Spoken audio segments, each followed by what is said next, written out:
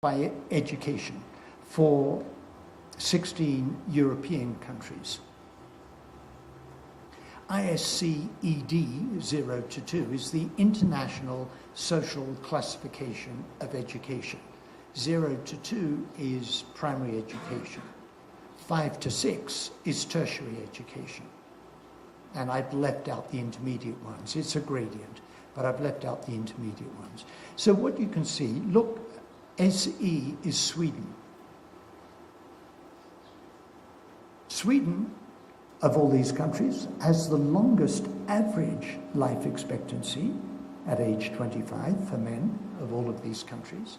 And in Sweden, as in every other country, people with university education have longer life expectancy than people with primary education. But in Sweden, the difference is quite small. The steepness of the social gradient is quite shallow. Now, look at the other end. Estonia, EE is Estonia, HU is Hungary, Romania. A low average life expectancy at 25, and a big gap between those with university education and those with primary education. So the magnitude of the gradient varies enormously. Now look at something else there. The difference between countries is much less for people with professional education. They know how to get good health in Estonia. They do it for people with university education. Because the disadvantage of being in Estonia or Hungary is much bigger for people with primary education than it is for those with tertiary education. So they can do it, but it's most unequally distributed.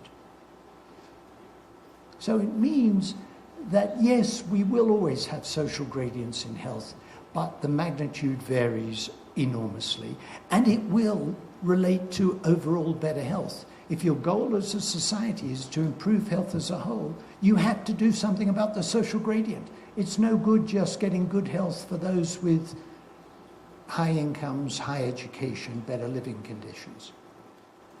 And we have a similar picture for women, but the magnitude, the differences are smaller. Those are high-income countries of Europe. We don't have very good figures for adult mortality around the world, particularly for low-income countries, but we do have under 5 mortality. It's been put to me by colleagues working in sub-Saharan Africa that the gradient is somehow a concern of people in rich countries. They say, well, in poor countries, we've really got to deal with the poorest of the poor. And my response is, these are quintiles of wealth. Look at the middle quintile in Uganda. The middle quintile in Uganda has a higher under 5 mortality than the bottom quintile in India. If you were in the middle quintile in Uganda, you would not be saying, focus only on the poor, the bottom 20%. You say, what about me? I want to improve things for everybody in Uganda.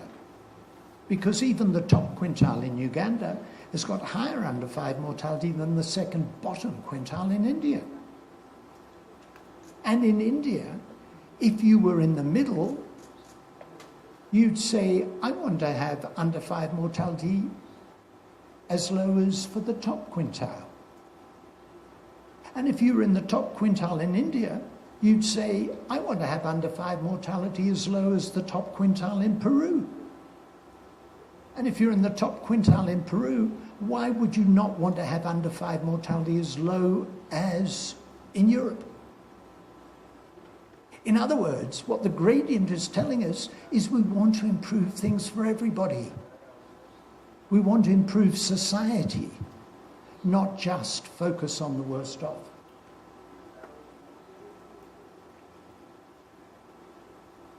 Do I know anywhere, I get asked, where they've reduced the gradient? Yeah, the last place I went. Look at Peru. This was under 5 mortality per 1,000 live births by Mother's Education in 2000. And you can see the gap was 71 between those with secondary or higher and those with no education. 12 years later, it had improved for everybody, and the gap was now not 71, but 23. Wow! This is terrific! All these babies are surviving who would have died before. That having a mother with low education is no longer the death sentence that it used to be. Now, we want to improve education for everybody. But in the meantime, there are things you can do to reduce the social gradient. I am, as I said yesterday, an evidence-based optimist. Here's the evidence for my optimism. We can make things better really quickly. And we do have a few examples of adult mortality. This is from Porto Alegre in Brazil, classifying people by the area of residence and looking at cardiovascular deaths. And what you can see, the lower the socioeconomic level of the district, the higher the mortality from cardiovascular disease. And what my colleagues from Brazil have calculated, which is the black part of the bars, is assuming that all that excess is avoidable, they could avoid nearly half the mortality from cardiovascular disease if everybody had the low level of mortality as people living in the high socioeconomic level. So it's a judgment that potentially it is possible to get everybody's mortality down to the high level.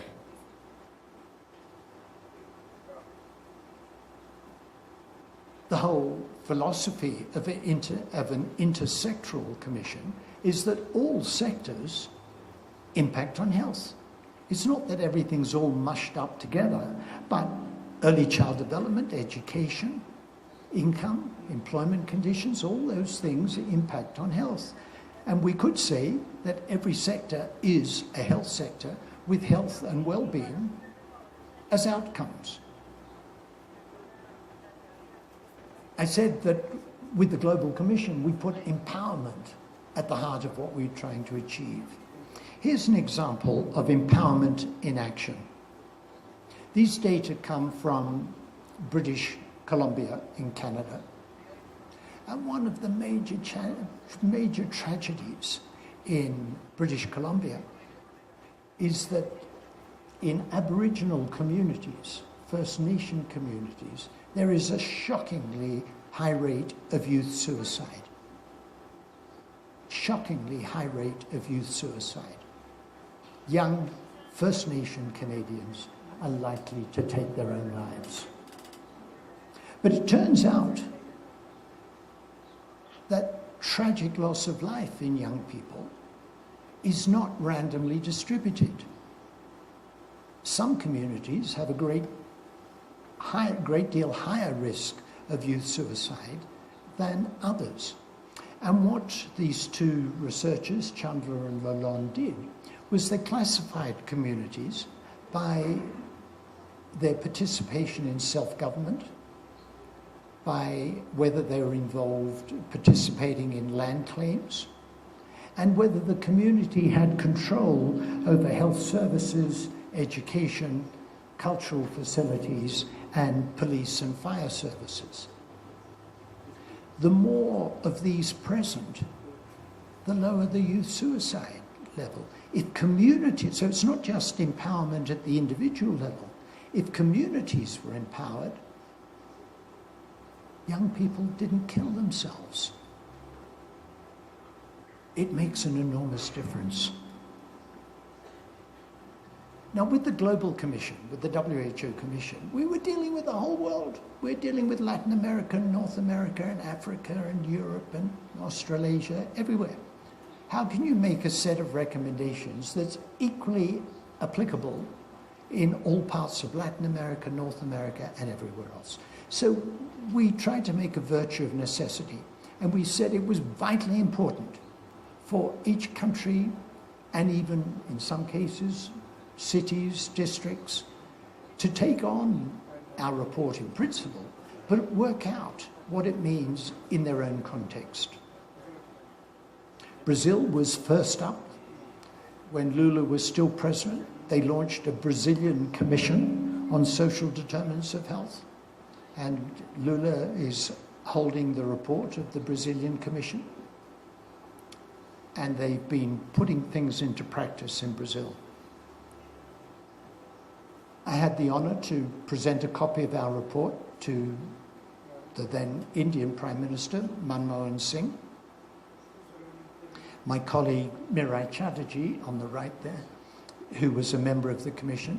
And Mirai said that it was as if the Indian government had been working their way down through the Commission's recommendations, looking at rural employment, at food security, at social insurance, working their way down through our recommendations. And we, of course, watch very carefully what happens with the new government in India, of how well this will continue. I met the president of Costa Rica. Costa Rica has now taken the decision to set up a commission on social determinants of health, and I will go there probably at the end of May to help them with that process. And it would be, I think, of great interest, and if I have information from Colombia, I will take that with me when I go to Costa Rica and say, be very different countries, very different histories, and so on. Nevertheless, if these different Latin American countries are engaged in the same set of issues, it would be an opportunity for mutual learning. In Peru, she's no longer the mayor, but the mayor of Lima said she was interested in taking this forward.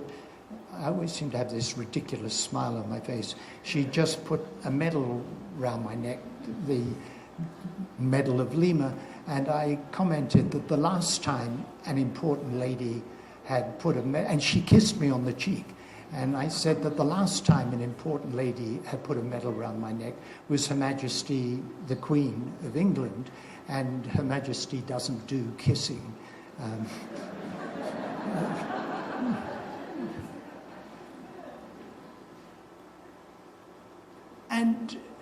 And I was asked by the British government how we could apply the findings and recommendations of the Global Commission in one country, England. And I was commissioned to do this review. I've already said that I thought a lot about fairness, and I called my review Fair Society, Healthy Lives, a statement that if we put fairness at the heart of all policy making, health would improve and health inequalities would diminish. And as you heard in the introduction, we've then done a European review of social determinants and the health divide. The European region of WHO is not just Western Europe. It has 53 member states, the whole of the former Soviet Union. So it's got Central Asia. It goes so far east in Central Asia, you can practically see Sarah Palin in Alaska. It goes so we've got a huge range of countries, some with a good deal worse health than Colombia, and some with a good deal better health.